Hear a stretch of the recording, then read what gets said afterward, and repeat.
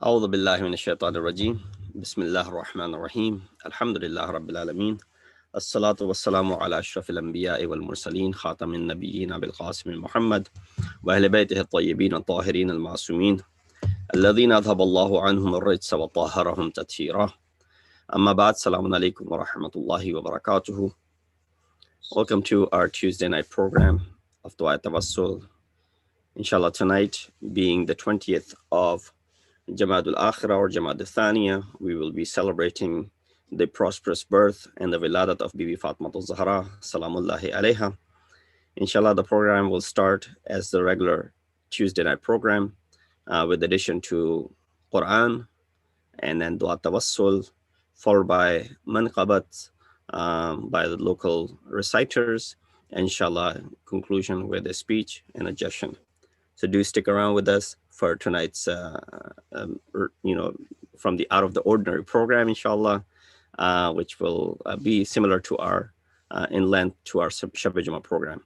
So without further ado, at this moment, I would ask Brother Ghulam Haider to start us off with the recitation of Quran, inshallah. أعوذ بالله من الشيطان الرجيم بسم الله الرحمن الرحيم والشمس وضحاها والقمر إذا تلاها والنهار إذا جلاها والليل إذا يغشاها والسماء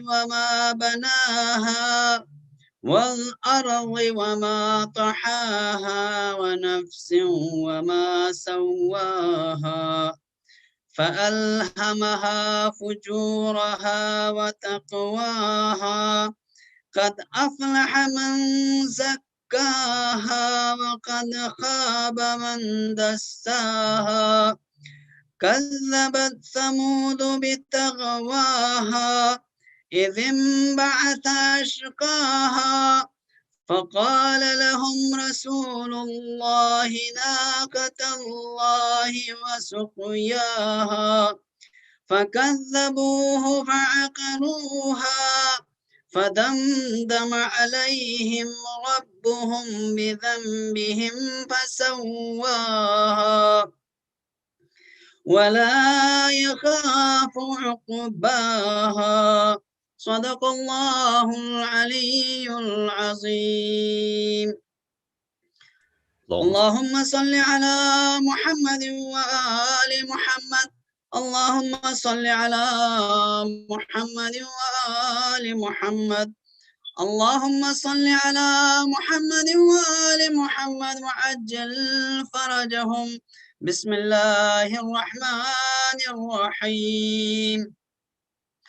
اللهم إني أسألك وأتوجه إليك بنبيك نبي الرحمة محمد صلى الله عليه وآله يا أبا القاسم يا رسول الله يا إمام الرحمة يا سيدنا ومولانا إنا توجهنا واستشفعنا وتوسلنا بك إلى الله وقدمناك بين يدي حاجاتنا يا وجيها عند الله اشفع لنا عند الله يا أبا الحسن يا أمير المؤمنين يا علي بن أبي طالب عليه السلام يا حجة الله على خلقه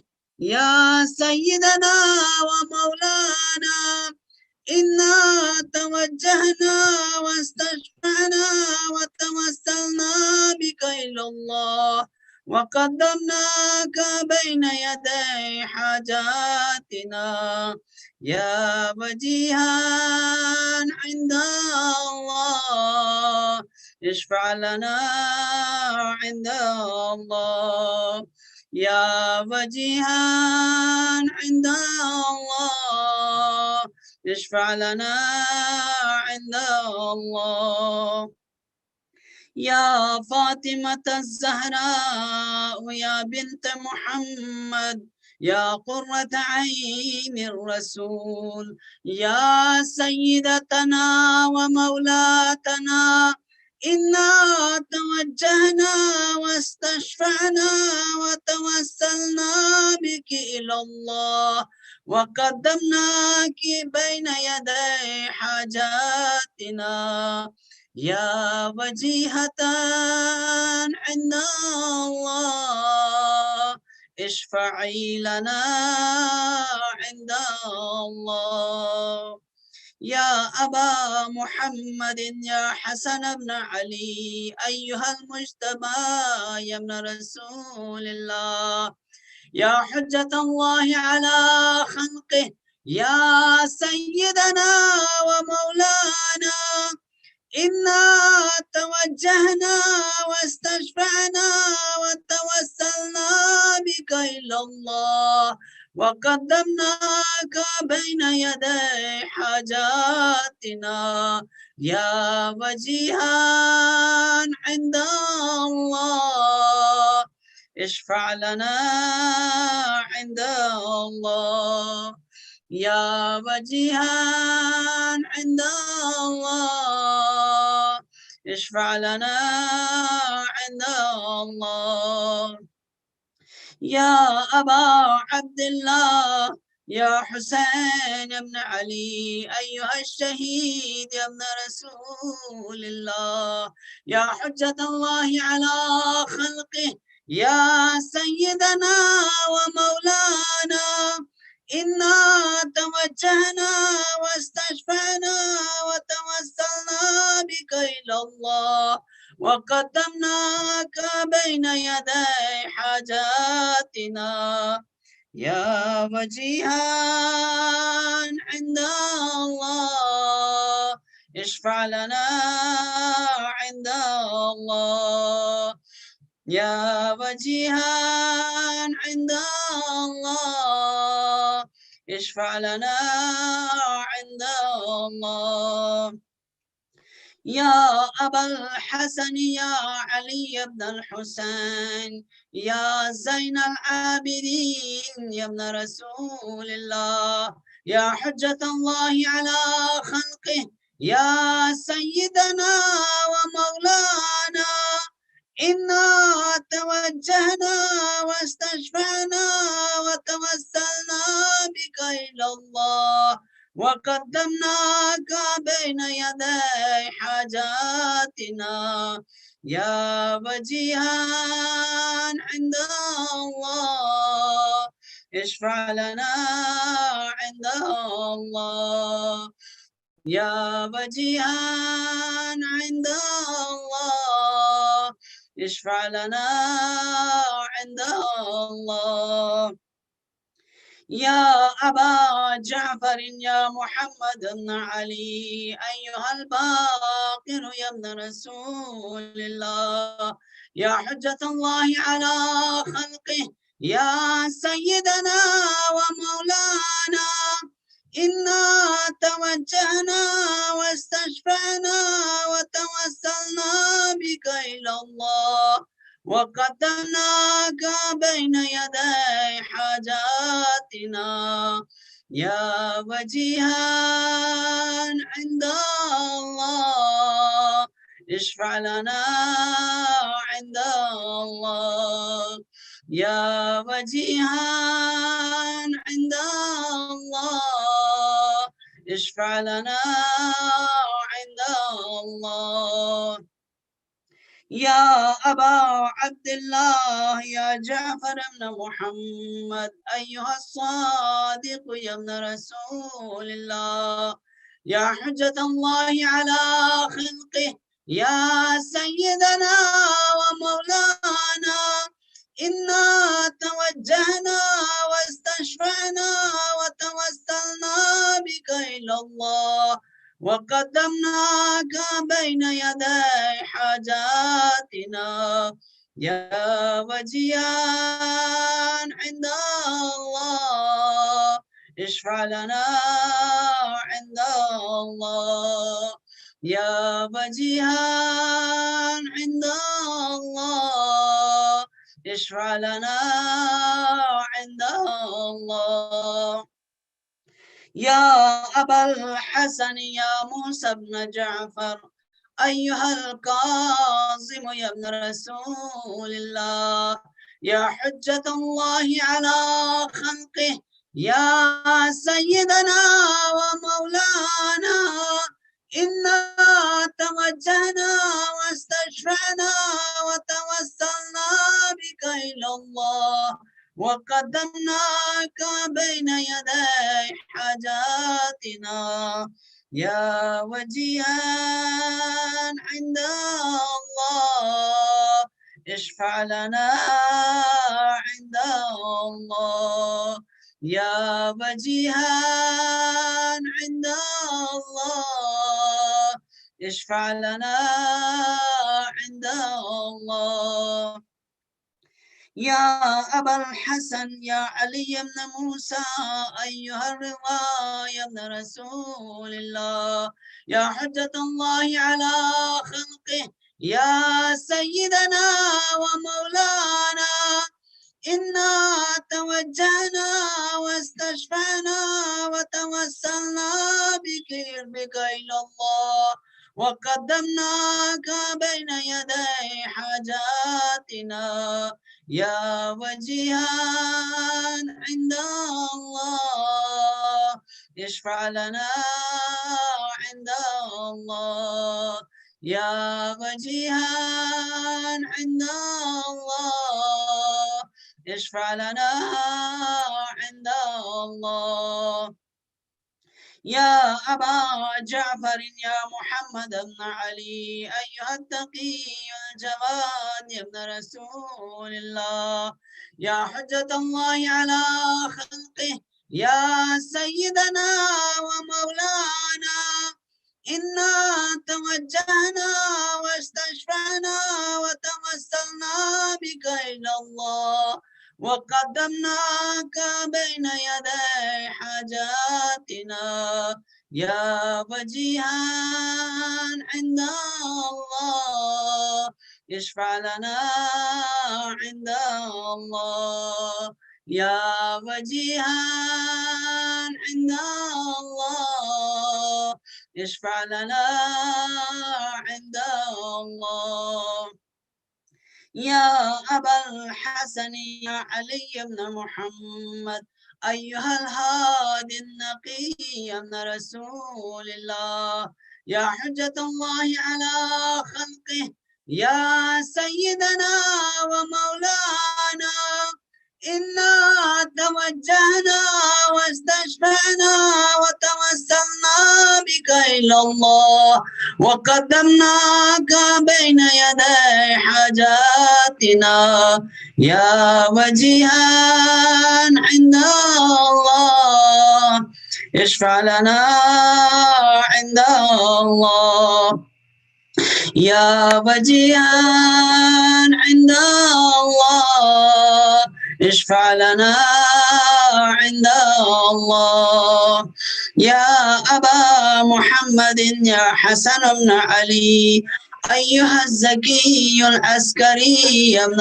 رسول الله يا حجة الله على خلقه يا سيدنا ومولانا إنا توجهنا واستشفعنا وتوسلنا بك إلى الله وقدمناك بين يدي حاجاتنا يا وجيها عند الله اشفع لنا عند الله يا وجيها عند الله اشفع لنا عند الله يا وصي الحسن والخلف الحجة أيها القائم المنتظر المهدي يا ابن رسول الله يا حجة الله على خلقه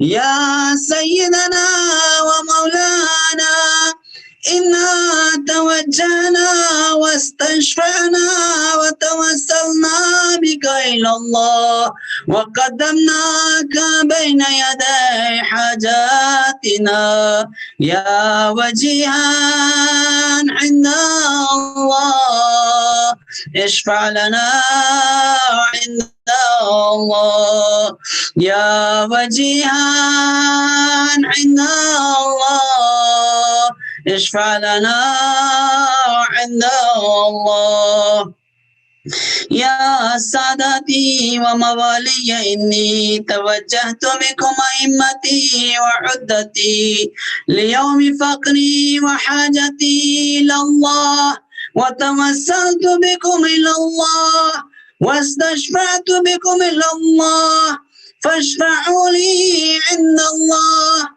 واستنقذوني من ذنوبي عند الله فإنكم وسيلتي إلى الله وبحبكم وبقربكم أرجو نجاة من الله فكونوا عند الله رجائي يا سادتي يا أولياء الله صلى الله عليهم أجمعين ولعن الله أعداء الله ظالميهم من الأولين والآخرين آمين رب العالمين اللهم صل على محمد وآل محمد أجل فرجهم.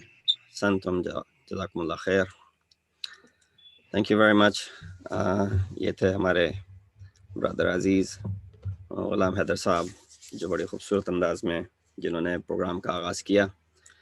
آج کے پروگرام کے حوالے سے مجھے کو سعادت حاصل ہے کہ میں اردو پورشن اور انشاءاللہ انگلش پورشن کو آپ کے سامنے کنڈکٹ کروں. انشاءاللہ we'll start our program with the Urdu portion with the recitation of manqabat by our local reciters. And before I get to any of them, just wanted to very briefly share a few things.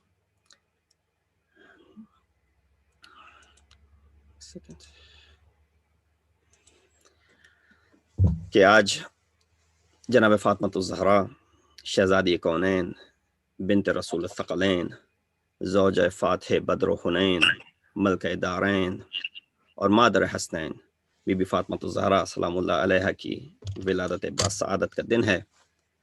آپ کی حیات طیبہ دیگر ائمہ طاہرین کی طرح کل عالم انسانیت کے لیے ایک نمونہ عمل ہے، اور شہزادی کونین نے جس طریقے سے اپنی زندگی گزاری وہ نہ صرف مردوں کے لیے بلکہ خواتین کے لیے بھی ایک مکمل لاہ عمل ہے.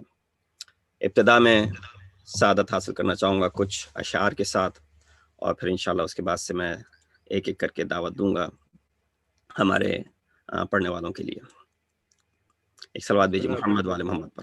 اللہم صلی علی محمد محمد وآل محمد. حمد رب نعت محمد اور ثنائے فاطمہ، حمد رب نعت محمد اور ثنائے فاطمہ، بس وہی کرتا ہے جس کو ہو عطائے فاطمہ.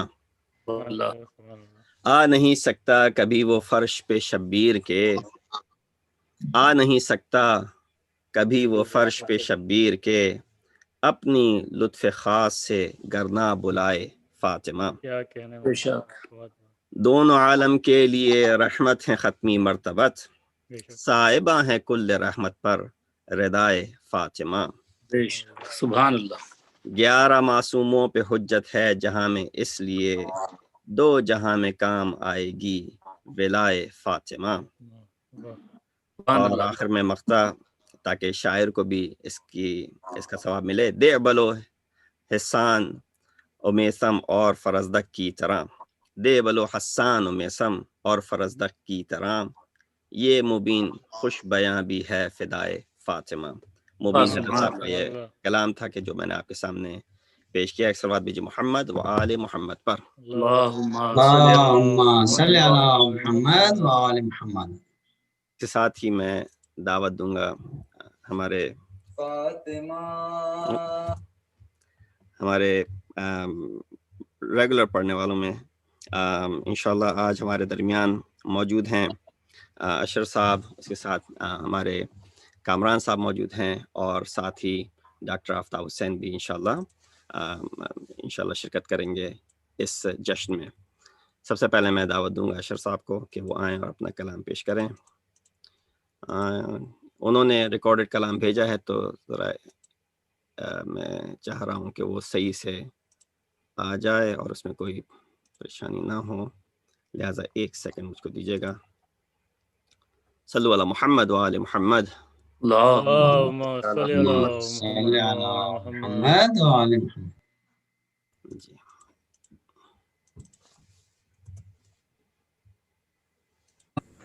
فاطمہ فاطمہ فاطمہ فاطمہ لیلۃ القدر کا ترجمہ فاطمہ، لیلۃ القدر کا ترجمہ فاطمہ، سبحان اللہ سبحان اللہ۔ لافتہ کے خدا، لافتہ کے خدا کا پتہ فاطمہ، لیلۃ القدر کا ترجمہ فاطمہ، لیلۃ القدر کا ترجمہ فاطمہ۔ انبیاء کے ہیں مشکل کشا مرتضیٰ، انبیاء کے ہیں مشکل کشا مرتضیٰ، مرتضیٰ کی ہے، مرتضیٰ کی ہے مشکل کشا فاطمہ، لیلۃ القدر کا ترجمہ فاطمہ، لیلۃ القدر کا ترجمہ فاطمہ۔ یہ نہ ہوتی تو کچھ بھی نہ ہوتا کہیں،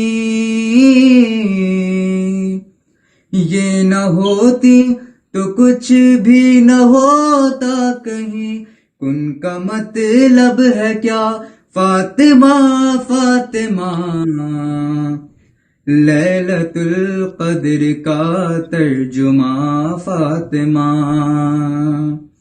لیلۃ القدر کا ترجمہ فاطمہ۔ تیری فیضا کی دہلیز سے مانگ کر،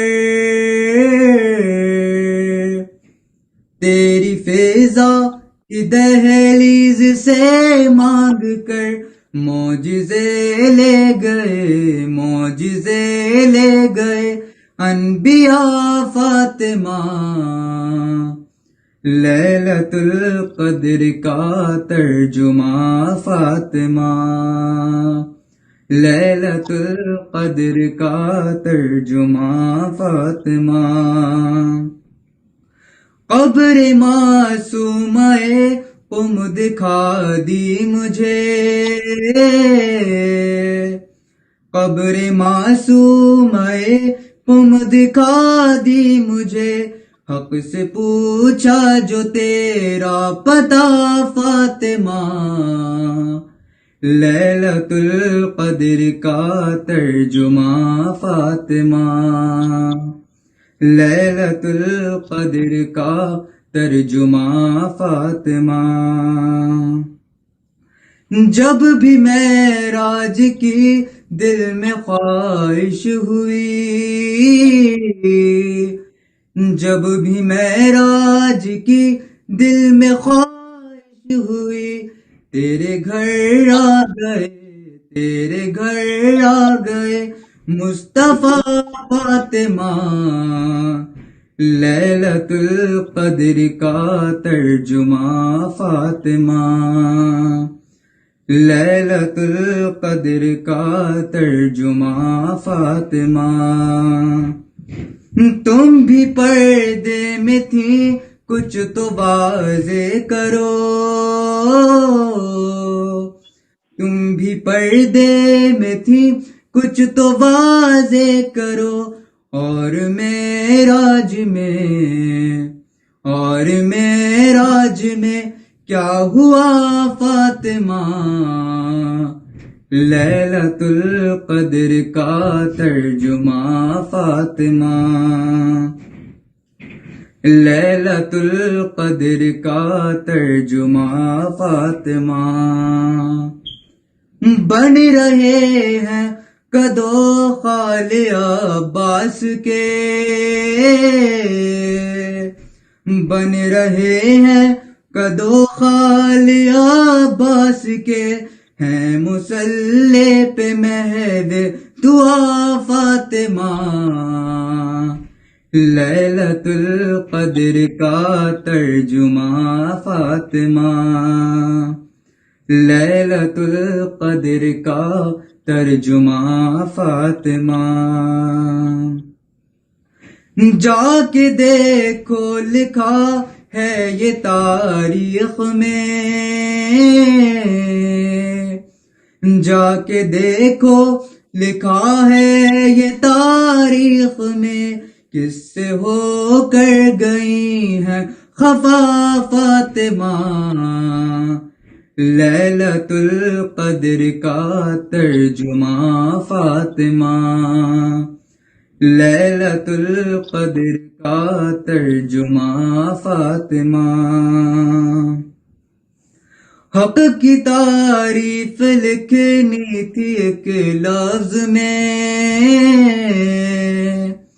حق کی تعریف لکھنی تھی ایک لفظ میں، بس تکلم نے پھر لکھ دیا فاطمہ، لیلۃ القدر کا ترجمہ فاطمہ، لیلۃ القدر کا ترجمہ فاطمہ، لافتہ کے خدا کا پتہ فاطمہ، لیلۃ القدر کا ترجمہ فاطمہ، لیلۃ القدر کا ترجمہ فاطمہ۔ سبحان اللہ۔ اللہ جزاک اللہ، تھینک یو ویری مچ۔ یہ تھے اشر زیدی، بڑی خوبصورت آواز میں کلام پیش کر رہے تھے۔ اس سے پہلے کہ میں کامران مہدی صاحب کو دعوت دوں، چار مسافر بسم اللہ بسم اللہ۔ اسلام کی وہی ہیں جو ان کے اسلام کے وہی ہیں جو ان کے اصول ہیں، مہکے نہ کیوں کہ باغ رسالت کا پھول ہیں، جنت کے قصر ان کے ہی قدموں کی دھول ہیں، بیٹے امام ان کے ہیں، بابا رسول ہیں۔ صلوات بھیجیں۔ سبحان اللہ۔ اللہم صلی میں صلی اللہ دعوت علی کرم دوں گا محمد کامران و مہدی آل صاحب کو کہ آئے محمد۔ وہ نذران عقیدت پیش کریں۔ کامران مہدی صاحب۔ بہت شکریہ، بس انتہائی مختصر کلام پیش کروں گا۔ ایک مرتبہ اور بابا بلند صلوات پڑھ لیجیے۔ اللہم اللہم صلی صل علی محمد۔ علی محمد و آل محمد۔ نور نگاہ شافع محشر ہے سیدہ، نور نگاہ شافع محشر ہے سیدہ، بانو شیر خالق اکبر ہے سیدہ، سبحان اللہ سبحان اللہ۔ نور نگاہ شافع، سیرت میں چال ڈھال میں صورت میں شکل میں، سیرت میں چال ڈھال میں صورت میں شکل میں سرتا قدم رسول کا پیکر ہے سیدہ سیدہ سبحان اللہ نور نگاہ شافعی اور ہر کسب سے ہے دور ہر ایک رجس سے ہے پاک ہر کسب سے ہے دور ہر ایک رجس سے ہے پاک آئینہ صفات پیمبر ہے سیدہ نور نگاہ شافعی محشر ہے سیدہ کرتا ہے کیوں کسی سے تقابل و بے خبر کرتا ہے کیوں کسی سے تقابل و بے خبر اب تر ہے وہ جہان میں کوثر ہے سیدہ سیدہ سبحان اللہ سبحان اللہ نور نگاہ شافعی جھٹلا رہا تو ہے سرے دربار سوچ لے جھٹلا رہا تو ہے سرے دربار سوچ لے واللہ اعتبار پیمبر ہے سیدہ سبحان اللہ سبحان اللہ نور نگاہ شافعی محشر ہے سیدہ بانو شیر خالق اکبر ہے سیدہ نور نگاہ شافعی بر محمد وآل محمد صلی اللہ اللہم صلی علی محمد وعلی محمد وآل محمد شکریہ بہت بہت کامران بھائی آپ نے بڑے اختصار سے کام دیا اگر کچھ ہے تو پڑھیے اور میں بس دو تین بسم اللہ بسم اللہ صلوات علی محمد وعلی محمد اللہم صلی علی محمد وآل محمد کوئی گھر فاطمہ کے گھر سے ہو بڑھ کر تو ہم جانے کوئی گھر فاطمہ کے گھر سے ہو بڑھ کر تو ہم جانے کسی در پر سلامی خود ہوں پیغمبر تو ہم جانے کوئی گھر فاطمہ کے گھر سے ہو بڑھ کر تو ہم جانے، سوائے سیدہ کے در کے محشر تک کی مہلت ہے، سوائے سیدہ کے در کے محشر تک کی مہلت ہے، دکھا دو صحن مسجد میں کھلا ایک در تو ہم جانے، کوئی گھر فاطمہ کے گھر سے ہو بڑھ کر تو ہم جانے، قدم رکھے کھڑا ہے شان سے مہرے نبوت پر،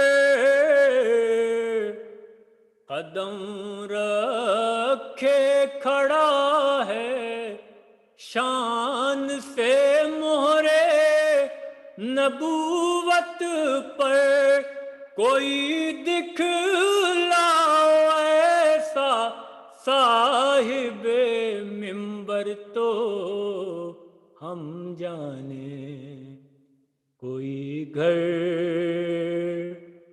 فاطمہ کے گھر سے ہو بڑھ کر تو ہم جانے، محمد وآل محمد صلی اللہ علیہ وسلم۔ جزاک اللہ، اللہم صلی علی محمد و آل محمد۔ اس سے پہلے کہ میں ڈاکٹر آفتاب حسین صاحب کو دعوت دوں، باقر زیدی صاحب کے کلام میں سے پیش کرتا ہوں کہ ملاحظہ کیجیے گا، جس گھرانے میں ولادت ہوئی وہ گھر دیکھو، جس کے گھر بیاہ کے آئی ہیں وہ شوہر دیکھو، یہیں فضا ہیں اسی گھر میں ہیں کمبر دیکھو، اسی دہلیز پہ بنتے ہیں مقدر دیکھو، بات سچی ہے تو کہنے میں کوئی باک نہیں، بات سچی ہے تو کہنے میں کوئی باک نہیں، یہ نہ ہو خلق میں تو پنجتن پاک نہیں۔ صلوات بھیجئے محمد اسی ساتھ میں دعوت کلام دوں گا جناب آفتاب حسین صاحب کو۔ السلام علیکم۔ علیکم السلام ورحمۃ اللہ۔ اتفاق کی بات ہے کہ آج میں نے جو چوز کیا ہے وہ باقر زیدی کا یہی کلام ہے۔ ماشاء اللہ، جناب باقر زیدی کا یہ بہت ہی اچھا کلام ہے، اس میں کوئی شک نہیں۔ ملاحظہ کریں، دین اللہ کا ہے، دین کی زینت ہے بطول، بہر تمہیں عمل دین کی ضرورت ہے بطول، اور کے لیے ایک نور ہدایت ہے بطول، کوئی حجت ہی نہیں بس یہی حجت ہے بطول، کوئی حجت نہیں بس ایک ہی حجت ہے بطول، سیدہ ہے یہی کونین کی مختار، یہ دونوں عالم کی خواتین سردار ہیں، یہ سیدہ ہے یہی کونین کی مختار ہیں، یہ دونوں عالم کی خواتین کی سردار ہیں، یہ مطلع نبض سخن حسن و عقیدت میں بطول، ملک اور مذہب و امام شریعت میں بطول، مصحف و عصمت قرآن میں طہارت میں بطول، مرکز دائرہ اجر رسالت میں بطول، نور ہے ختم رسل نور کی تنویر ہے، یہ सांस लेती हुई कुरान की तफसीर है ये, नूर है खत्म रुसुल, नूर की तनवीर है ये, सांस लेती हुई कुरान की तफसीर है ये। भाई खुद भी मासूमा है, शौहर भी हैं इनके मासूम, बाप हैं खत्म रसुल, खुल्क के पहले मासूम, सिर्फ बेटे ही नहीं बेटों के बेटे मासूम, चाहे अफलाक ने देखे नहीं ऐसे मासूम, जिनके खादिम है फरिश्ते ये वो मखदूमा है, 11 मासूमों की माँ है ये वो मासूमा है, जिनके खादिम है फरिश्ते ये वो मखदूमा है, 11 मासूमों की माँ है ये वो मासूमा है। माँ ये ऐसी है कि आगोश में पलते हैं इमाम, बेटी ऐसी के पैगंबर इन्हें करते हैं सलाम, हैं बहू उसकी जो है मोहसिन दीने इस्लाम, बीवी उसकी है कि मखलूक के आया है जो काम, नस्ब और औज सादत का निशान है जहरा, बेटे सरदार हैं खातून जिना है जहरा, नस्ब और औज सादत का निशान है जहरा, बेटे सरदार हैं खातून जिना है जहरा, और जिससे बाकी है सदाकत वो सकात सदाकत ये हैं, जिनसे बाकी है सदाकत वो सदाकत ये हैं, जिनसे पाई है फजीलत ने फजीलत ये हैं, जिनसे इस्लाम है जिंदा वो किफालत ये हैं, हर बुरे वक्त में नुसरत की जमानत ये है, जो सुखन इनकी फजीलत में अदा होते हैं, पूछ लो आए ततहीर से क्या होते हैं, जो सुखन इनकी फजीलत में अदा होते हैं, पूछ लो आए ततहीर से क्या होते हैं, जिस घराने में विलादत हुई वो घर देखो, जिसके घर ब्याह के आई हैं वो शौहर देखो, इसी दहलीज पे बनते हैं मुकद्दर देखो, यही फिजा है यही हजरत कम्बर देखो, बात सच्ची हो जो कहने में कोई बाक नहीं, ये न हो खल्क में तो पंजतने पाक नहीं, बात सच्ची हो तो कहने में कोई बाक नहीं, ये न हो खल्क में तो पंजतने पाक नहीं।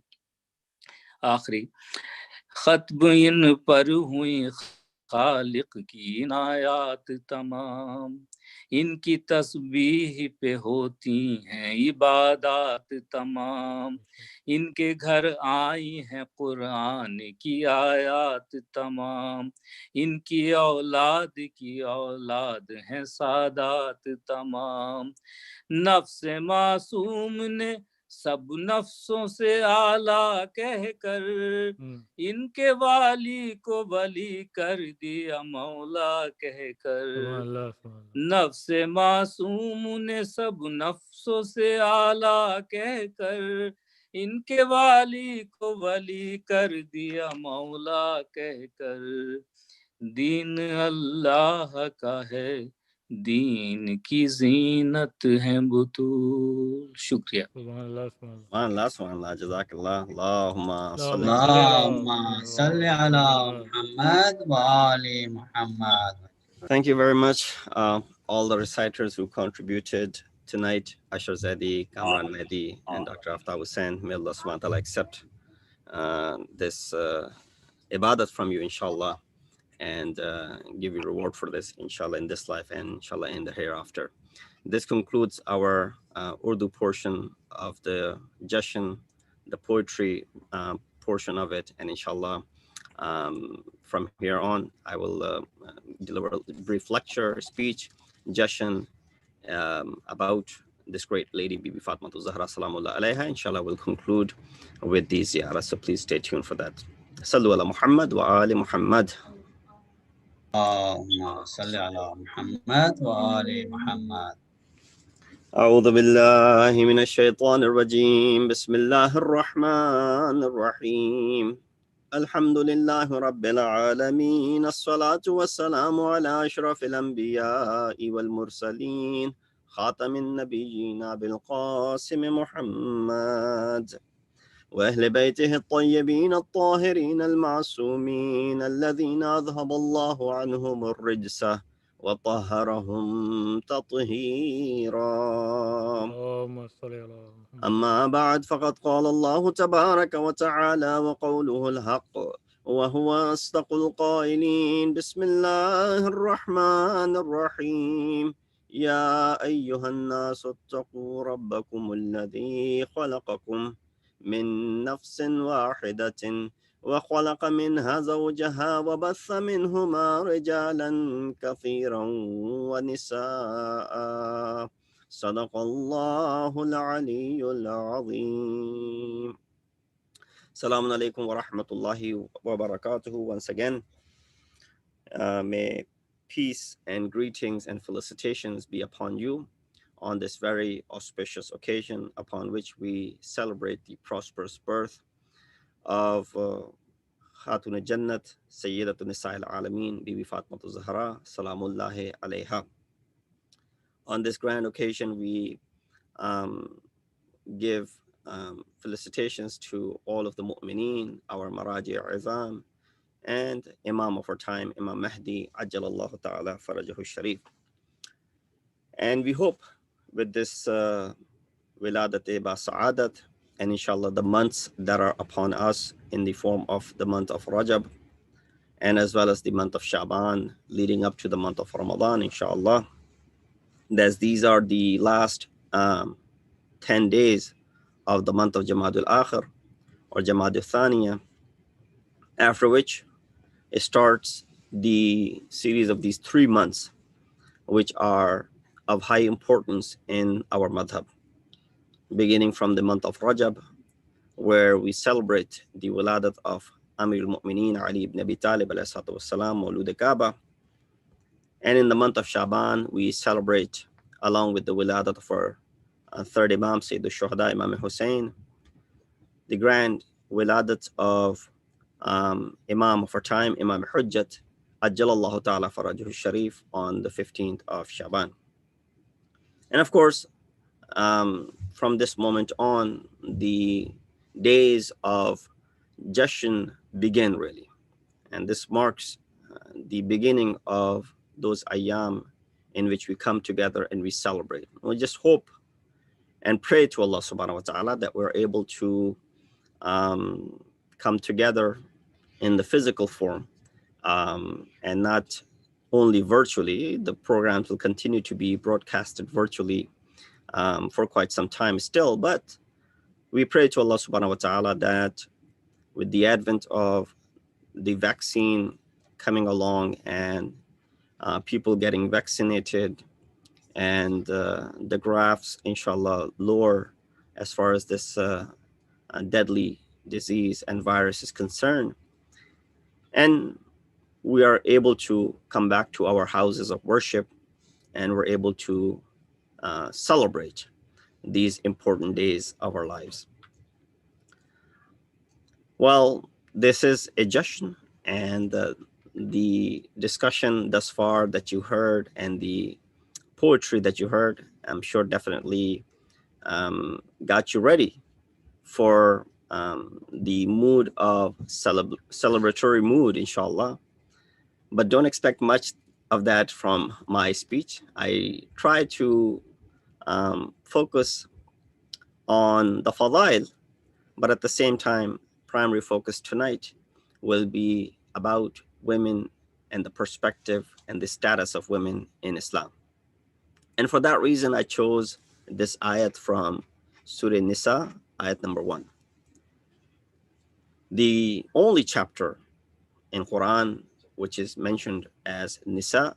Of course, there aren't any chapters known as Rijal in Quran, and there are other chapters that heavily talk about the status of the great women in the history of mankind, and especially in the history of Islam. So we'll try and highlight some of those aspects and try and answer some of those misconceptions that are raised in front of Islam. Today is also the day which is celebrated as Mother's Day in many of the Islamic countries, namely Islamic Republic of Iran, that was declared by Rahbar Inqilab Imam Khomeini, rahmatullah alayh, to be the day of Mother or Mother's Day. And therefore, we congratulate and give this appreciation to all the mothers around the globe. The verse which says, "O mankind, be wary of your Lord who created you from a single soul and created its mates from it. And from the two of them scattered numerous men and women." If you focus on this ayat, of course, my perspective and tonight's discussion will not go too much in the tafsir of this ayah, because I have spoken about this ayat before, and I will only be using this just as a reference for tonight's discussion. That how Allah subhanahu wa ta'ala talks about the beginning of mankind, that the emergence of the creation of Allah subhanahu wa ta'ala, the scattering of numerous men and women, came from two. That was Hazrat Adam and Hazrat Hawa, salamullah alayhima. And they are the further cause of the rest of the mankind on the earth.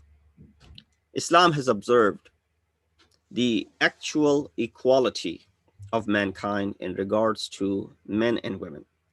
Now, I'll be making some bold statements, but I'll back them up, of course, with the proofs. Islam is not against the equality of rights between men and women, but it is against the similarity between the two. So the two words that I want you to hold closely tonight and focus is equality and similarity. Islam denounces the slandering and disrespectful views about women. Quran keeps a balance in mentioning the stories from the history. Heroes of past are not limited to men only. It's not that it's a lopsided discussion. Similarly, scholars of Islam base their reasoning behind rights on justice, not necessarily on equality. Status of women from the perspective of Quran. What kind of creature does Islam consider women to be? Does it consider them to be equal to men from the perspective of living being, or are they considered lower than men? These are some of the questions. And then we look at some of the special doctrine of Islam about the family rights.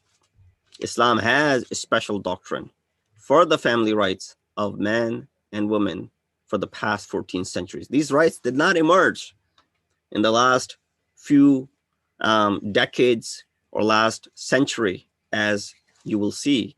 Or if you can go ahead and do an independent research, you'll find in the most progressive societies in the world that we call and consider them to progressive, advanced societies in the world, they stipulated these laws only 50 to 100 years ago. Islam, in all matters, never considered similar rights, similar tasks, or similar punishments for the two genders. So therefore, rights, tasks, and punishments are not similar for both genders. They're equal, but they're not similar. It considers some rights and duties and punishments appropriate only for men, and likewise considered some appropriate only for women. And you find the leniency that is given towards the women. In the end, in some matters, men and women have similar take. And therefore, it's not the case that always one side is favored and the other one isn't favored. The areas where they both have similar take, Quran and Islam lays and considers them to be similar in those areas. And we'll mention some. Why? The big question is based on what? Does Islam consider women to be lower in creation, like many other schools of thought do? Or does it have other reasons?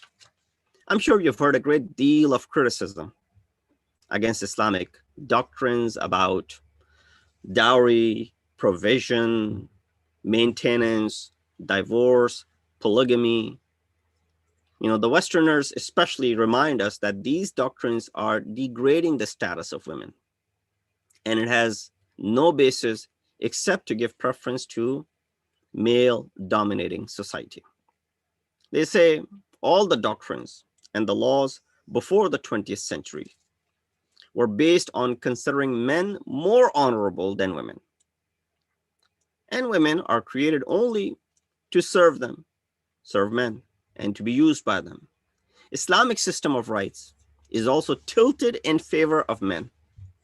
They also say Islam is a religion of men, and that's why it didn't prescribe equal laws for women. There is the following arguments as well. Now, a lot of time the speeches are taken out of context. That's why I keep on saying they say, lest anyone takes it out of context and says, oh, look what Maulana said about women. No, this is all their claim, the Westerners' claim. And of course, I don't need to highlight who has said this and where can you find this information. So, you know, there is the following arguments. If Islam considered women to be full beneficiary of rights, it wouldn't have allowed polygamy, that too only in favor of men. Only men are allowed, but women are not. The right to divorce would not only have been given to men, should have been given to both of them. Testimony of two women wouldn't be equal to one man. And head of the household wouldn't automatically be a man. When it comes to inheritance, women wouldn't be getting half of their male counterparts and wouldn't have been placed a price in the name of dowry for women. These are some of the arguments there is, and unfortunately, some of our own take these to be truthful, and they see and feel it the same way. All of these lead us to believe that Islam considers women to be what? A degraded creature in front of men. Islam is a religion of equality, but has used equality in other places and is mute when it comes to the rights of man and woman. These are, again, some of their claims. They continue saying that Islam gives preference and distinction to men over women in rights. And it's apparent from all of the things that we mentioned earlier. If Islam considered women to be an equal creature, it would have given them equal and similar rights as men. Since it didn't give them equal and similar rights, therefore, Islam considers women to be secondary to men. So these are some of the arguments that are raised. So up until this point was all what the Westerners and others have raised their arguments against Islam.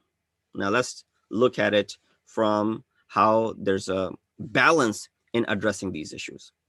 So remember what I said to you, two words.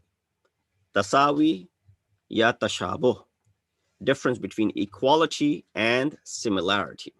So keep these two words in your perspective. Equality, of course, is separate from similarity. Equality is treating everyone equally from the aspect of them being human beings and not necessarily similar. Let's understand it with an example. A father might distribute his wealth according to equality, but not necessarily according to similarity. For example, he might have different types of, businesses or properties or different, let's just name it businesses. For example, he has a business of some import and export. He has a law firm, for example. And then he has some agricultural farms. And then he has a real estate business, for example. Multidimensional. As you can find some examples in this day and age that there's a business for doing one thing, and then they own a lot of farms, and then they own a lot of real estate, and so on and so forth. But he knows his children's interest and their abilities. One is very business-minded and has studied in that area. Second, has always taken interest in farming and agriculture. And the third one aspires to be a lawyer and even sell properties. When he wants to distribute his wealth in his lifetime, of course, after his lifetime is a different story, but you can go ahead and do so in your lifetime and give whatever amount that you want to whomever you want to. But of course, at the death of insan, this has already been stipulated. All you have is the ability to direct 1/3 of your property. The 2/3 has already been stipulated in Quran by Allah subhanahu wa ta'ala. But he can do that, give while he's still alive, and therefore it will be upheld. So when he wants to distribute his wealth in his lifetime to his children, he keeps in mind what? When he's giving, what he's giving has same value, and there's no preference to one over the other. And then he gives them whatever he has evaluated from before as far as their capabilities and concerns and interests are concerned. So if he forcefully hands over his eldest son the business because it has more value and he's an older son, but the elder son does not have the proper skill set or the necessary tools to run that business, it will really not be justice. This will be considered injustice according to our intellect. So there's a fine difference between justice and equality. Equality means giving everyone equal share. Justice means giving everyone what they deserve. And similarly, quality is other than quantity, and equality is other than similarity. So what am I trying to get to with all of these different istalahat and terminologies? Inshallah, we'll boil it down and we'll simplify it. What is certain here, and this is a bold statement, is that Islam does not consider similarity between the rights of men and women, that their rights are not similar, but at the same time doesn't consider any type of distinction or preference to men in giving rights over women. Islam has also kept the actual equality of human beings in regards to men and women. Yes, might be hard to believe. Islam is not against the equality of men and women as far as their rights are concerned, but is against the similarity between the two. And I'll keep on repeating this so that it settles in. Because the word equality has developed this sacred notion, especially when it's mentioned alongside with the word rights, equal rights. We have human rights, you have animal rights, and so on and so forth. It's very beautiful combination and has developed some sanctity as well. Who wouldn't want to bow in front of this concept with the right conscience? Everyone. And even if those who don't believe in it, they will do so because that's what the call is today. What is certain here is that Islam has not legislated similar in comparison laws for men and women.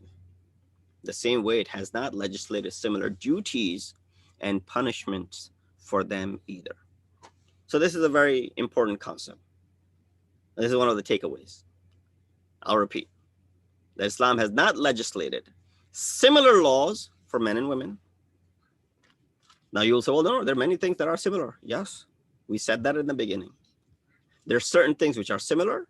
There are certain things which are not similar. And there are certain things which favor women. And there are certain things which may even favor men. The same way it hasn't legislated similar duties. There are certain duties which will favor women. There are certain duties which will favor men. There are certain duties which are equal. and vice versa. And similarly, when it comes to punishment, you won't find severity of punishment in men, or women rather. The severity of punishment will be only for men when it comes to different cases. I'll give examples of that. So question, are all the rights which have been legislated for women less in value than that of men? Of course not. And as I keep on saying, I will prove that. Second question, which also arises over here, is that why in Islam the rights of men and women are not similar on some occasions. As we said before, they're not similar on some occasions. They're similar on certain occasions, and they're in favor of one gender or the other some occasions. So if the rights of men and women were equal and similar at the same time, wouldn't that be better? Why even create all of this chaos that lets people question and object to this religion that we hold really dear? And we love this religion, but Maulana, there are certain things which are, don't really make sense. Of course, and they're not supposed to, because Khaliq-e Haqiqi, the all-wise, almighty, who stipulated the laws, has better knowledge of us, about us, than us ourselves. So they say, well, why not keep it all same? Why not keep it all equal? Wouldn't that be better? Wouldn't it be better if they were just equal and not similar? To answer all of these, we need to divide our discussion into 3 parts. Again, I won't take too long. I want to keep it very short and sweet.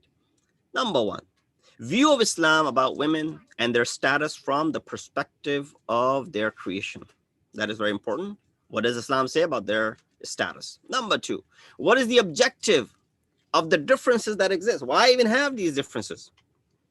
Right? Do these differences become the reason for not having similar rights?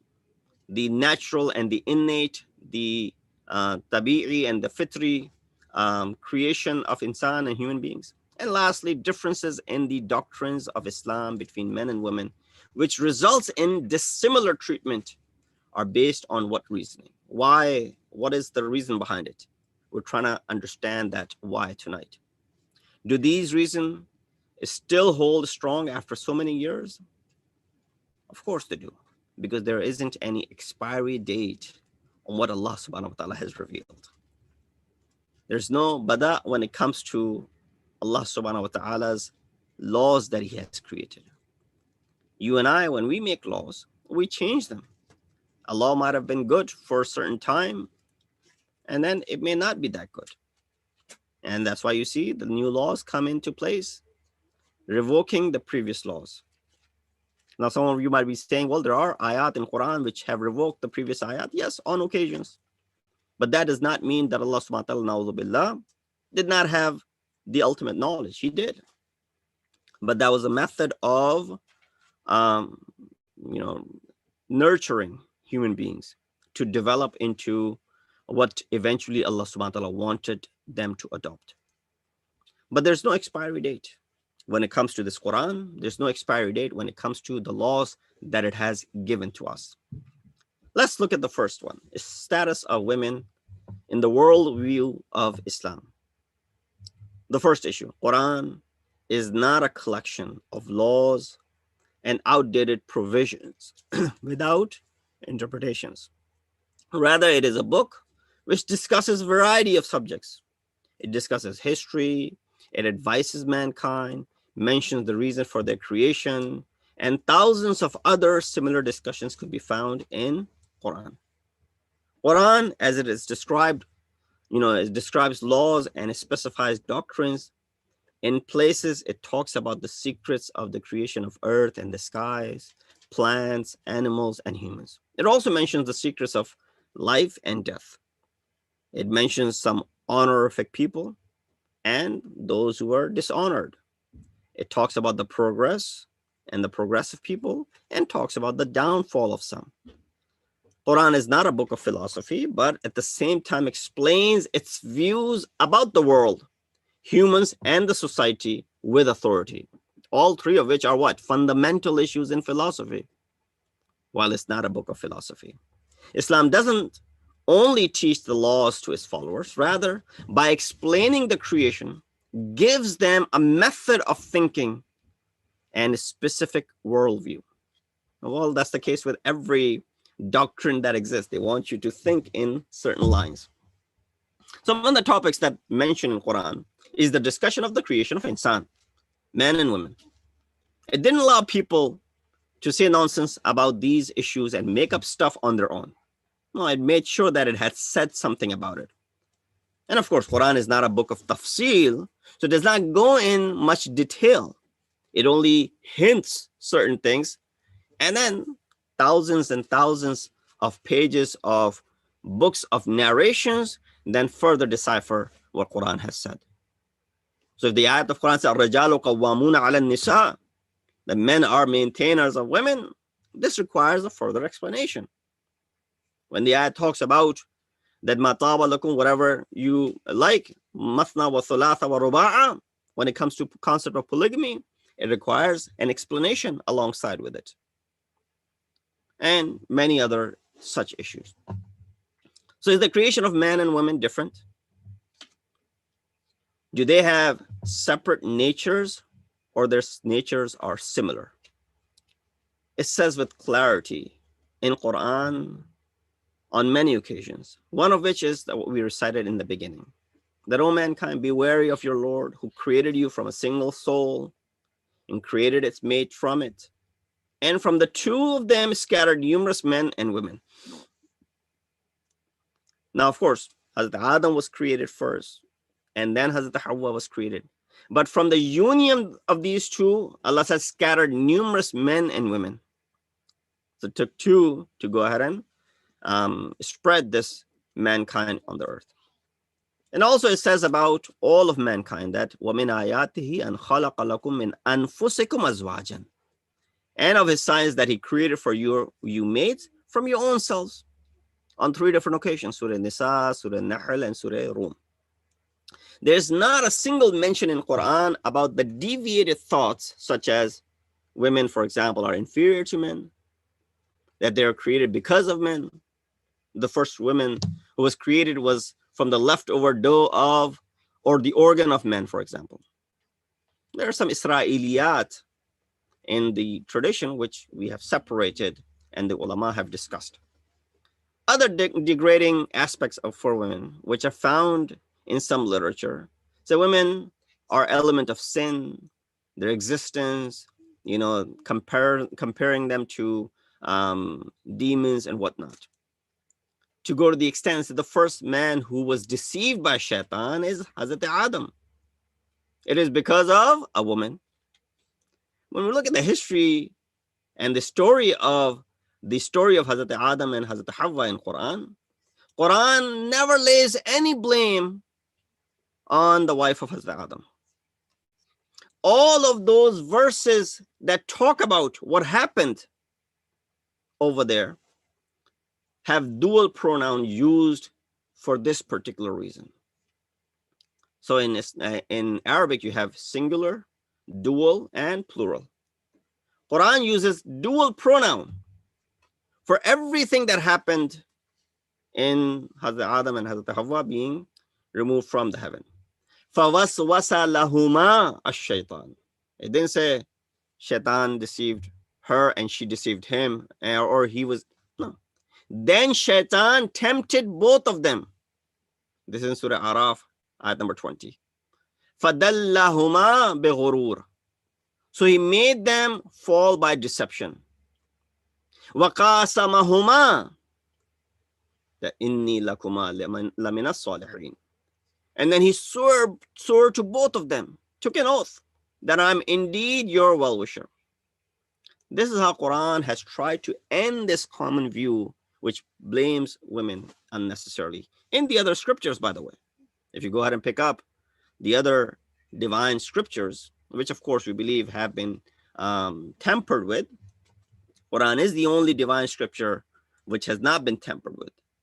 نحن نزلنا إن نحن نزلنا الذكر وإنا له لحافظون. So other such degrading views in regards to women are from their spiritual and meaningful capabilities. They say, well, women cannot achieve a high spiritual status. She cannot attain the nearness of Allah subhanahu wa ta'ala the way men can. That is again negated in Quran. Surah Nisa 124 says, وَمَنْ يَعْمَلْ مِنَ الصَّالِحَاتِ مِنْ ذَكَرٍ أَوْ أُنْثَى وَهُوَ مُؤْمِنٌ فَأُولَٰئِكَ يَدْخُلُونَ الْجَنَّةَ. That whoever comes and performs amal salih, righteous deed, whether male or female, as long as they're mu'min, as long as they're believers, فَأُولَٰئِكَ يَدْخُلُونَ الْجَنَّةَ. They will enter the paradise. It did not say which level of paradise. يَدْخُلُونَ الْجَنَّةَ مُطْلَقًا. Quran again with authority negated such view, that attaining closeness to Allah is not limited to a gender only. Rather, it is through faith and action, whether it's coming from a man or a woman. Why? Because inna akramakum indallahi rajalukum. No. Inna akramakum indallahi atqakum. The most honorable in the sight of Allah subhanahu wa ta'ala is the most pious amongst you. So a pious could be a male or a female. So Quran, alongside with holy and sacred men, has mentioned holy and sacred women. Quran, alongside by mentioning some deviated men, have discussed some deviated women as well. Wives of Hazrat Adam, Hazrat Ibrahim, mother of Hazrat Musa, sister of Hazrat Musa, mother of Hazrat Isa, all have been mentioned in Quran with utmost respect and honor. While the wives of Lut and Nuh alayhi wassalam have been denounced. Contrary to that, wife of Fir'aun is mentioned with, much grandeur for her chastity. Quran has kept a balance when mentioning the heroes in the history, not to limit them only to men. Lest someone says, well, this is a book for the stories about men only. Quran talks about the mother of Musa alayhi salam. We send revelation to mother of Musa that feed him, and if you fear for him, then throw him into the river, and not to worry. For an instance, we will return him back to you. Quran talks about Hazrat Maryam salamullah alayha, mother of Isa alayhi wasalam, says that she reached the level where she used to communicate with the angel on regular basis and used to receive sustenance from the unseen. Every time Hazrat Zakaria would enter into her place of ibadat, he would say, Ya Maryam, anna laki hada. Oh Maryam, where did you get this food? The door was locked. Nobody could come in and go. She would respond, from Allah. She reached such a high status that the Prophet of her time was staggered by her merits, to the extent that Allah subhanahu wa ta'ala said, Inna Allah astafaki wa taharaki wa astafaki ala nisa'il alamin, or alal alamin. That indeed Allah has purified you, Allah has chosen you, and Allah has purified you. And similarly, it has said about Janab Fatima Zahra salamullah alayha, Innama yuridullahu liyudhib ankum rissa ahl al-bayt wa yutahhirakum tathira. There it talks about the taharat of Hazrat Maryam. Here it talks about the taharat of Janab Fatima Zahra. In the history of Islam, there are many noble women who possess such high statuses. We can't even imagine, fathom, comprehend that level that they had attained. Not many can reach the level of Hazrat Khadija salamullah alayha. And no one among the human beings besides from Rasulullah and Amirul Mu'mineen could reach the level of Fatima Zahra salamullah alayha. She has that rank above everyone, except, of course, Rasul and Ali. So Islam does not differentiate in sayrun min al-khalqi ila al-haq, the journey towards Allah between men and women. Anyone can go high as they want to. Difference that Islam has is from min al-haqqi ila al-khalq, in return from Allah towards mankind.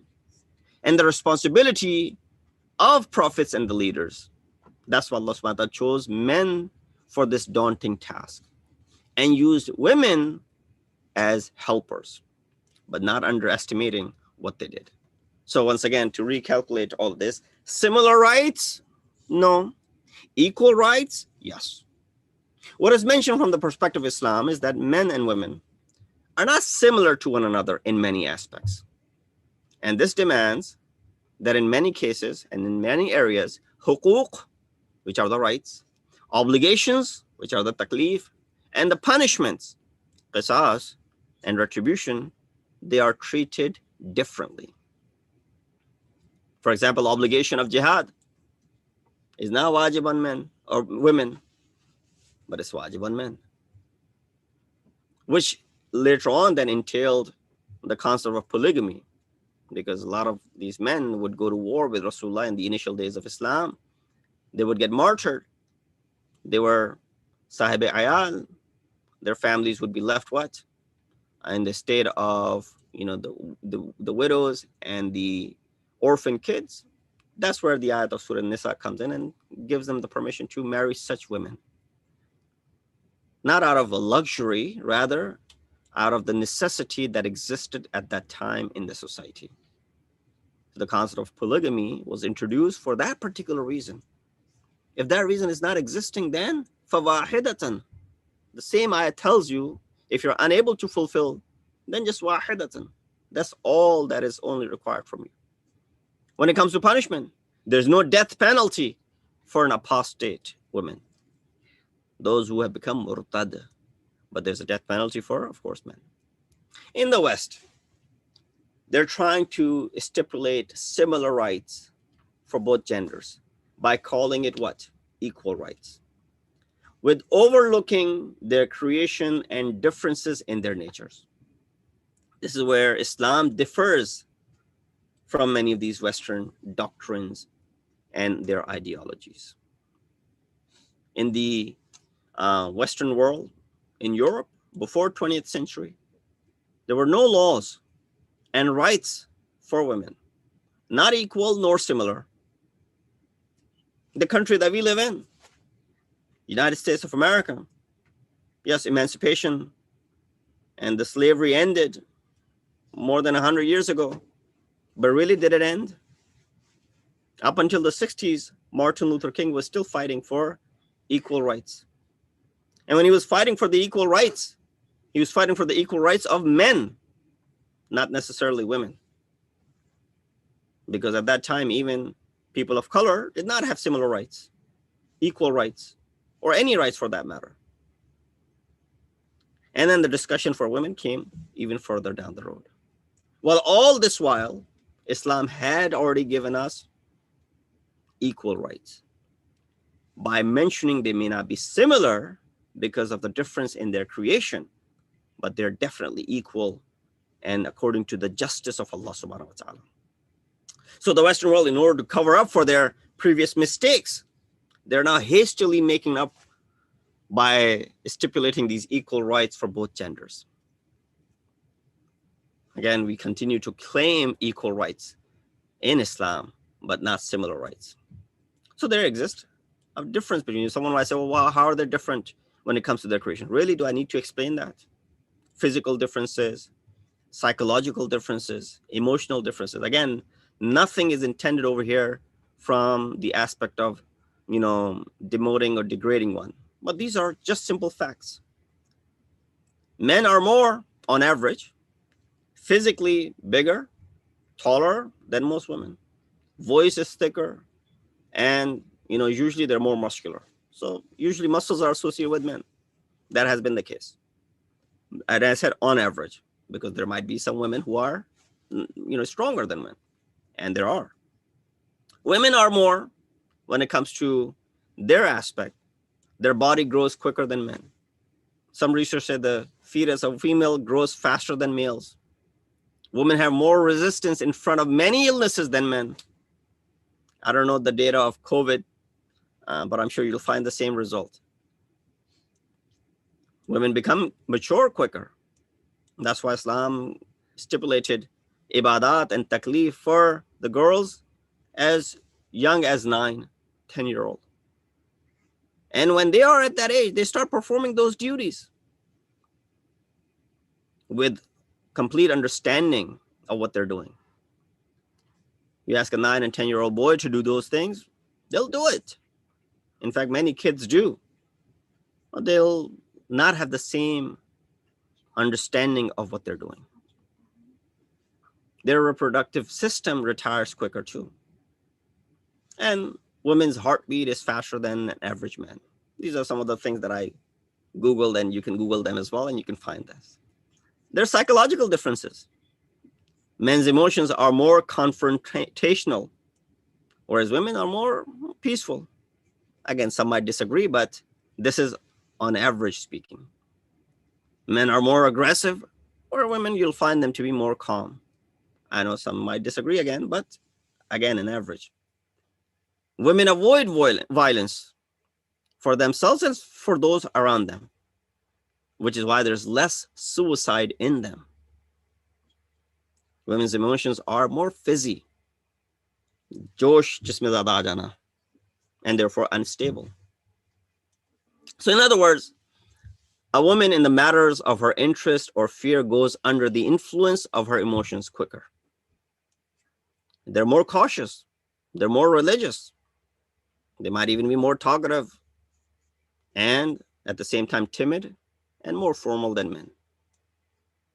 Their emotions are motherly, and that's something which begins from the childhood.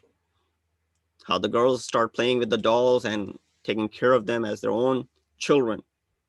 And according to a study, men are more capable of keeping secrets, especially secrets which might be disturbing. Very disturbing news, you give it to men and women. According to the study, men are more capable of keeping it, especially if it's disturbing. Why? That's the reason there's a higher ratio of the illness which arises from keeping secrets in men than it is in women. So these are all based on facts. Of course, it's not 100% true in all cases, as I mentioned before, but this is all based on facts. And then, of course, from the aspect of the emotions towards one another. There are many such ayat in Quran that talk about that aspect of it as well.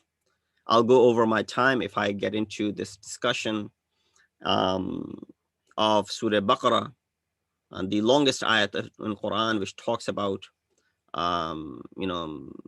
suggest and talks about the how a woman, if she's bearing witness, that she should bring another one along. What is the reason behind bringing another one along? The only place, or some of those places where Islam wants two women as opposed to one, what is the reason behind it? Is it because of lack of intellect? No, it's disputed. Is it because of lack of adalat and taqwa? No, that's not the case. Is it because of the superiority in emotions? That's not the case either. Is it deficiency in remembering? There are many aspects that are mentioned in this area. If I go into this, it'll take me at least 10 minutes to execute this.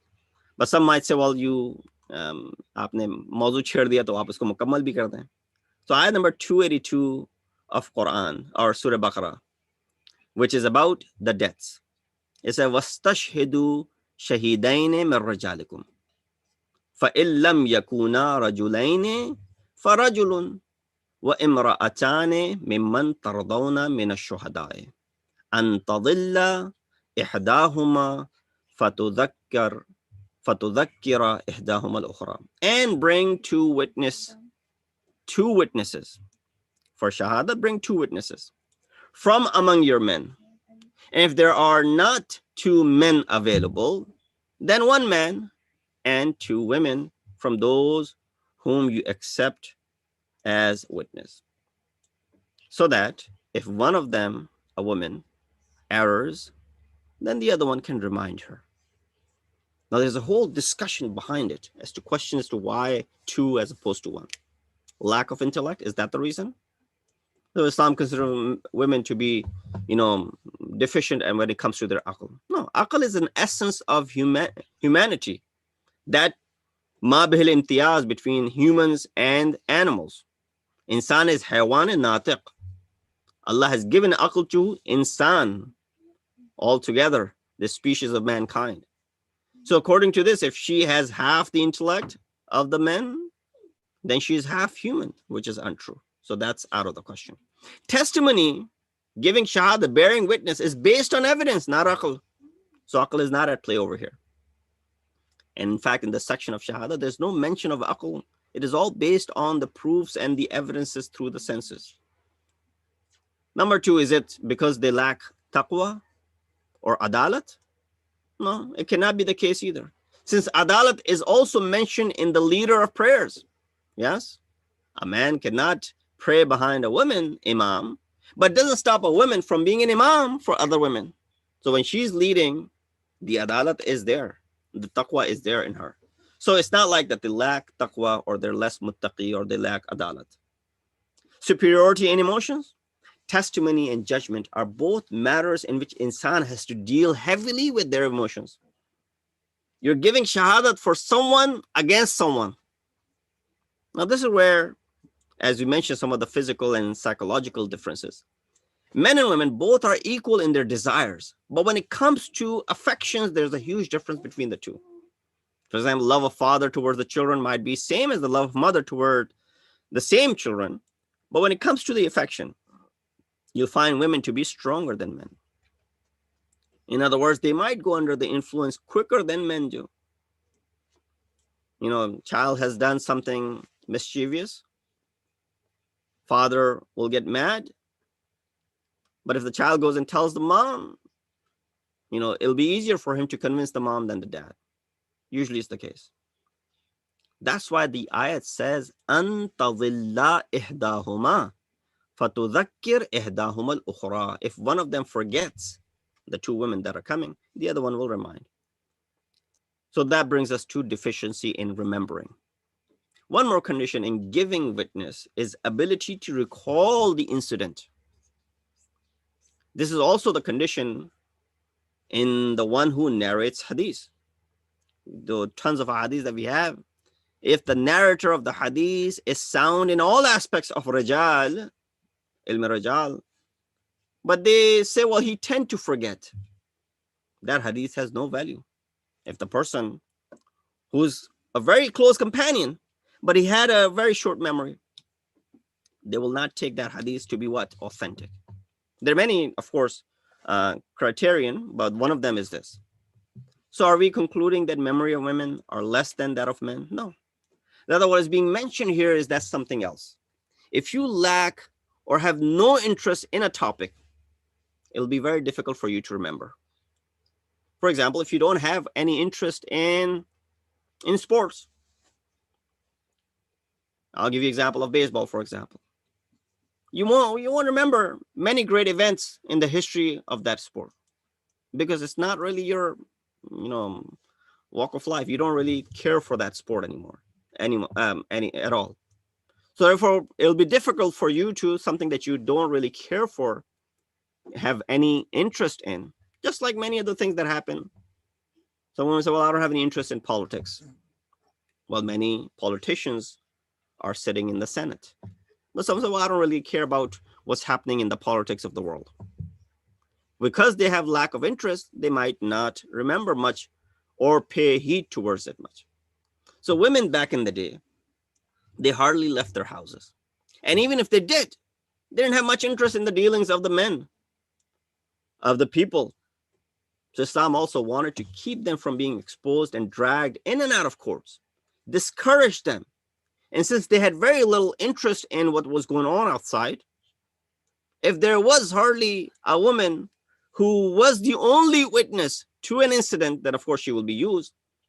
And there was a situation where she had to be used and called for witness. Quran said, bring another alongside. So if she forgets and comes under emotions, then the other one can remind her. We don't find about Janab Fatima Zahra, Salamullahi alayha, or Bibi Zainab leaving their houses unnecessarily. But when it came to take a stand, Janab Sayyidah went to the court of the Caliph, stood up for her right, stood up defending the wilayat and the imamat of Amirul Mu'mineen. Similarly, Bibi Zainab Salamullah alayha, she went to Kufa, she went to Sham and represented her family, stood up to do what? Defend herself? No, not just herself, defend the religion. And therefore we see these great personalities showed us and led from the front and showed us the path. So therefore, with the existence of such personalities and the one whom we are celebrating tonight, this granddaughter of this great daughter of Rasulullah, grand personality of Janab Sayyidah, her taqaddus, her status, she's the mother of 11 imams, daughter of Khatimul Anbiya, wife of Amirul Mu'mineen, Imamul Muttaqeen. And I like to end with the quote of Dr. Ali Shariati. Yes, some people might have differences with him of his views, but regardless of his views, what he said about Bibi Fatima Zahra Salamullah Alaiha is amazing. Get a chance, you read some of his work, especially Fatima is Fatima. He said that the reason behind the status of Hazrat Maryam Salamullah Alaiha, with her high status, the Quran mentions, is because that she's a mother of an Ulul Azm Nabi, Hazrat Isa alayhi salatu wasalam. Yes, Janab Sayyidah Fatima Zahra is the daughter of Khatimul Anbiya. She's the wife of Amirul Mu'mineen. She's the mother of the leaders of the youth of paradise, Hassanain alayhi salatu wasalam. She's the mother of Zainab Salamullah alayha and Kulthum. With all these things that could be wajh shuhrat of Janab Sayyidah, these are not the reason for her shuhrat. Fatima is Fatima because she's Fatima, not because she is Fatima because of her father, because of her husband, because of her children, because of anyone else, or any other secondary reason. Like Janabe Maryam is because of Hazrat Isa. Fatima is Fatima. We ask Allah subhanahu wa ta'ala to give us the tawfiq and ability to mold our lives, as she's not just a role model for women, she's a role model for men as well. All of Muslimin and Mu'mineen.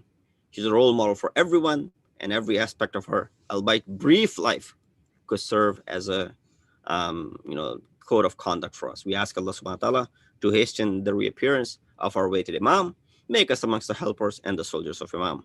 Wa akhiru da'wana alhamdulillah rabbil alameen. Inna Allaha wa malaikatahu yusalluna ala nabi. Ya ayyuhalladhina amanu sallu alayhi wa sallimu taslima. Allahumma salli ala Muhammad wa ali Muhammad. Allahumma salli ala Muhammad wa ali Muhammad. Allahumma salli ala Muhammad wa ali Muhammad. Mutawajjih ziyarat. Assalamu alaikum ya Rasulullah, assalamu alaikum ya Nabi Allah, assalamu alaikum ya Habib Allah, assalamu alaikum ya Akhirat Allah, assalamu alaikum wa rahmatullahi wa barakatuh. Assalamu alaikum ya Waritha Adam Safatillah, assalamu alaikum ya Waritha Nuhin Nabi Allah, assalamu alaikum ya Waritha Ibrahim Khalilillah, assalamu alaikum ya Waritha Musa Kalimillah, assalamu alaikum ya Waritha Isa Ruhillah, assalamu alaikum ya Waritha Muhammadin Habibillah. Assalamu alaikum ya Warith Amirul Mu'mineen Ali Waliullah. Assalamu alaikum ibn Muhammad al-Mustafa. Assalamu alaikum ibn Ali al-Murtada. Assalamu alaikum ibn Fatima Zahra.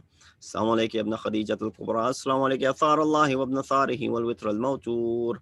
Ashhadu anna qad aqamta as-salata wa atayta az-zakata wa amarta bil ma'ruf wa nahayta 'anil munkar wa ta'ata Allah wa rasulahu hatta ta'aka al-yaqin falana Allahumma tan qatalatka wa lana Allahumma tan zalamatka ولعن اللهم سمعت بذلك فرضيت به يا مولاي يا أبا عبد الله أشهد أن كنت نورا في الأصلاب الشامخة والأرحام المطهرة لم تنجسك الجاهلية بأنجاسها ولم تلبسك من مدلهمات ثيابها وأشهد أنك من دعائم الدين وأركان المؤمنين وأشهد أنك الإمام البر التقي الرضي الزكي الهادي المهدي وأشهد أن الأئمة من ولدك كلمة التقوى وعلام الهدى والعروة الوثقى والهجة على أهل الدنيا وأشهد الله وملائكته وأنبياءه ورسله أني بكم مؤمن وبيا بكم موقن بشرائع ديني وخواتيم عملي وقلبي لقلبكم السلم وأمري لأمركم متبع صلوات الله عليكم وعلى أرواحكم وعلى أجسادكم وعلى أجسامكم وعلى شاهدكم وعلى غائبكم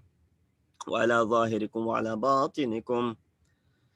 Assalamu alaikum ibn Rasulillah, assalamu alaikum ibn Nabi Allah, assalamu alaikum ibn Amir al-Mu'mineen, assalamu alaikum ibn al-Husayn al-Shaheed, السلام عليك أيها الشهيد وابن الشهيد. السلام عليك أيها المظلوم وابن المظلوم. لعن الله أمة قتلتك ولعن الله أمة ظلمتك ولعن الله أمة سمعت بذلك فرضيت به. السلام عليكم يا أولياء الله وأحباء. السلام عليكم يا أصفياء الله ووداء. السلام عليكم يا أنصار دين الله. السلام عليكم يا أنصار رسول الله. السلام عليكم يا أنصار أمير المؤمنين. السلام عليكم يا أنصار فاطمة سيدة نساء العالمين. السلام عليكم يا أنصار أبي محمد الحسن بن علي الولي الناصح. السلام عليكم يا أنصار أبي عبد الله بأبي أنتم وأمي طبتم وطابت الأرض التي فيها دفنتم وفزتم فوزا عظيما. فيا ليتني كنت معكم فأفوز معكم. زيادة العباس. السلام عليك يا أبا الفضل العباس ابن أمير المؤمنين. السلام عليك يا ابن السيد الوسيين. السلام عليك يا ابن أول القوم إسلاما وأقدمهم إيمانا وأقومهم بدين الله وأحوتهم على الإسلام. أشهد أن لقد نصحت لله ولرسوله ولأخيك فنعم الأخ المواسي. فلعن الله أمة قتلتك ولعن الله أمة ظلمتك ولعن الله أمة استحلت منك المحارم وانتهكت حرمة الإسلام. فنعم الصابر المجاهد المحامي الناصر والأخ الدافع عن أخيه المجيب إلى طاعة ربه الراغب فيما زهد فيه غيره من الثواب الجزيل والثناء الجميل. والحقق الله بدرجة آبائك في جنات النعيم. السلام عليك يا قريب الغرباء. السلام عليك يا معين الضعفاء والفقراء. السلام عليك يا شمس شموس وانيس النفوس. أيها المدفون بأرض سيد بن موسى رضا ورحمة الله وبركاته. السلام عليك صاحب الأسر والزمان. السلام عليك إمام الإنس والجان. السلام عليك شريك القرآن. عجل الله تعالى فرجك وسهل الله مخرجك وظهورك وجعلنا من أعوانك وأنصارك ورحمة الله وبركاته.